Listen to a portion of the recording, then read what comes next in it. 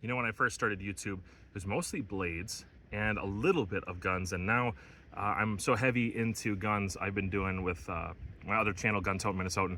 I do primarily gun stuff, and I enjoy it. It is fun, but I still love messing around with blades.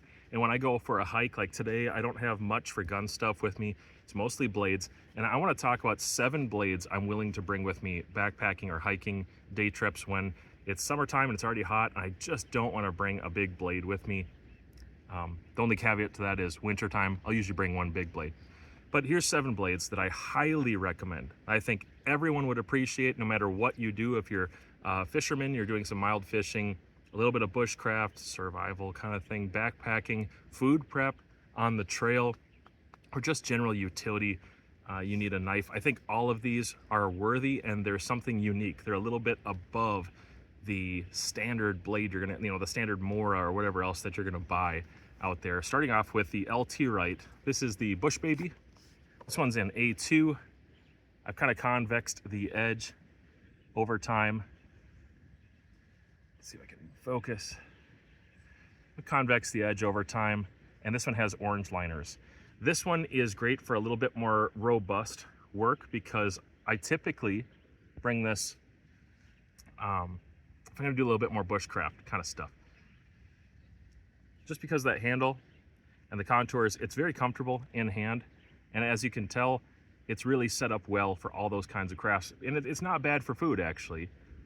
Fish, it does okay. It's not a long blade, so they gotta be small, skinny, like perch or bass that I can kind of slide in and out. But you can do it. It just takes a lot more time and skill. With that A2, I can touch it up if I nick some fish bones or I gotta cut in kind of hard against something. It's easy to touch up. Everybody would get something out of a blade like this. I think this is one of my favorite blades if you're looking for something that's more robust, more comfortable, and lends a little bit more towards bushcraft. Here's the sheath that I've opted to put it in with a fire steel. Another LT Wright option if you're looking for something along those lines, but a little bit more towards the woodscraft idea. This is the LT Wright Fukco, and it doesn't usually come in that sheath. That's just when I've stored it in. This one's in double red, no liners.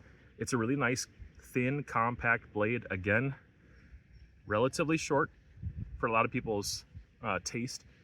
This one happens to be in 01, and 01 is easy to resharpen. I can spark off the spine, so if I'm doing like fairly bushcrafty things and carving spoons, or I just want something that's capable for that on the trip, I'm gonna do some notching, this is probably the one I would lean towards.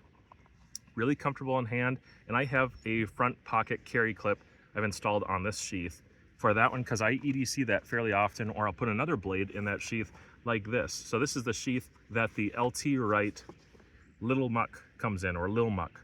This is a MagnaCut version. It's a flat grind, and I have been so surprised by this. I've done campcraft with it. I've done quite a bit of food, and I've actually done a fair amount of fish with it now too. For such a small blade, I'm really surprised. The sweep of that edge obviously lends to the kitchen craft really well. It can notch pretty well, as well as like a little bit of material removal. The handle is relatively comfortable, and it's really small.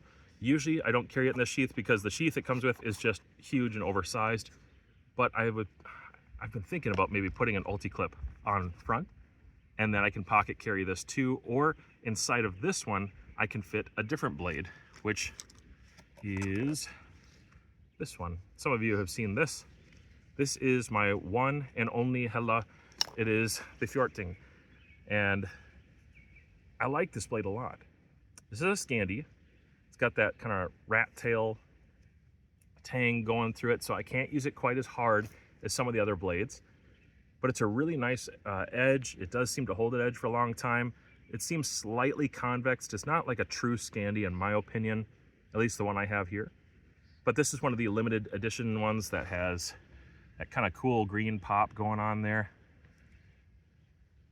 On the handle, I think it's birch burl. And it's only slightly blocky in the hand. You really don't notice it unless you kind of feel that. When it's actually in your hand, you don't really notice it. Very comfortable handle, kind of unique profile. It's a little bit large, and that could fit in the previous sheath. Here's the sheath that they have. it in, which is just a traditional sheath. Sometimes I carry it in this, I like it. Sometimes I'll put a loop on the back, or I'll put it in another sheath altogether. This one, I have to be careful about, because when you remove this from the sheath, you can definitely cut those threads if you're not careful. A nice traditional knife, and I like that one a lot. I always get a lot of commentary on that blade. And the reason I actually got it is because it reminds me of this Mora Scout. Here's a real old Mora Scout, beat up, is really beat. Found it at a flea market for, I don't know, cheap, really cheap. And it was basically not even Scandi anymore, so I reworked it on a stone. There were chips in it. Just had been basically abused. Has the original sheath. It's kind of cool. This is the Double Forge brand sheath. So quite old, I believe. But the Scout, Mora Scout, Mini Scout, whatever it's called, this has been a really fun blade just to have around. It's not particularly great for crafting by itself because of the guard on there. Some people would say this is better for children because it does have the guard.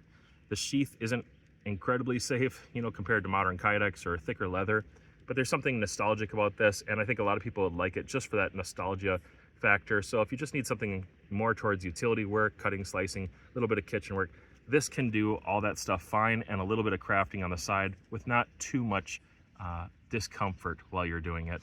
It's also a rat tail tang blade, just like the previous one. And I'll finish off with a couple kydex sheath options. This is one of my favorites. This is a Bear Forest Knives Stumpy.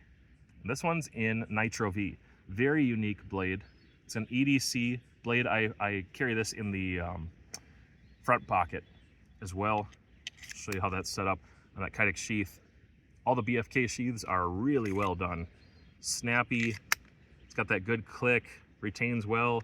Hardly any rattle. I really do like that sheath for this blade, and it makes it very comfortable to carry in my front pocket, but it's just a very robust handle. So this reminds me a little bit of a flat grind version of that LT. Just a thicker handle. I can do a lot more with it. My hand doesn't get fatigued quite so much, and I have a lot of good experience with it. I've done lots of skinning with it. I've done plenty of kitchen work with it and some bushcraft, although the edge is not really set up for that sort of thing. It can do everything pretty well, and it ends up being a utility blade for me. Like probably once a week I will reach for this one when I'm doing a project. Lastly, this is a non-custom. It's a cold steel mini pendleton hunter, and it's an AUS 10A. I know they make these in VG10, but they're usually coated, and I don't really like coated blades. I don't like eating Teflon or whatever else. So I'd rather get something that's non-coated. This is a great hunting blade. I've done a lot of hunting and skinning with this blade. It's probably the easiest to clean off, and I don't have to worry about it a lot. It's AUS 10, but it washes off and dries off really well. And so if I'm doing animals, skinning them up, fish with this one, done a little bit of bushcraft with it, and it's capable. It's not incapable of doing crafting. You can also see I've set this up for front pocket carry. And the handle's just a little bit longer. This blade is just a little bit longer than some of the other ones, which has pros and cons. It's harder to carry, it's easier to use, basically. I didn't care for the sheath that it came in, so I opted for this eBay sheath from, I can't even remember what the name of it is, but it's a woodland camo design. I like that a lot. It does not really snap in, but it's friction fit pretty well. And so this is a good option for EDC, and all 7 of these, let's get them all 7 of these blades are highly recommended. When I go into the woods, I'm just going to take one, and not a single one of these has let me down if I use it the right way.